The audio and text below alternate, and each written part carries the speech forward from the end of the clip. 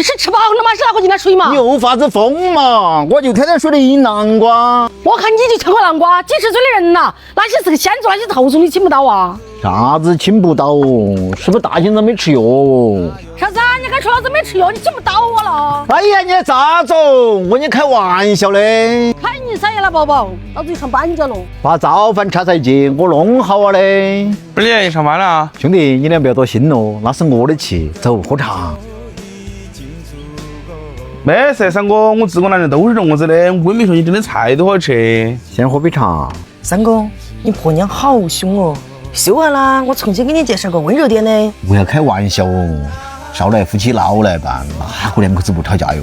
就是你不要出去馊主意哦，俺的粉儿姐回来把我都要掐死，那三个把鸡拿去弄去。咋子弄得吃哦？害怕真让你要整个粉儿姐喜欢的口味哟。将就不能多硬是。粉儿姐整一个她喜欢吃的香菇烧鸡，烧的鸡肉要再大坨点。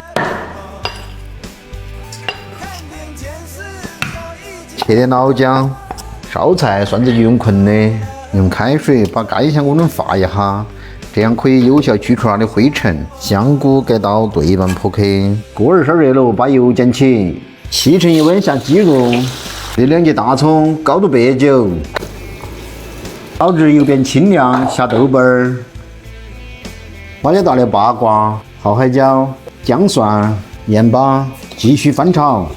佐料炒香了，下香菇一起翻炒，再来点喝剩的啤酒，适量清水，烧开转砂锅，小火煨30分钟。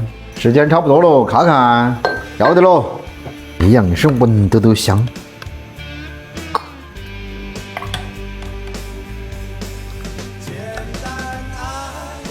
兄弟，开饭喽！芬儿姐，你还回来刚刚好。喝水。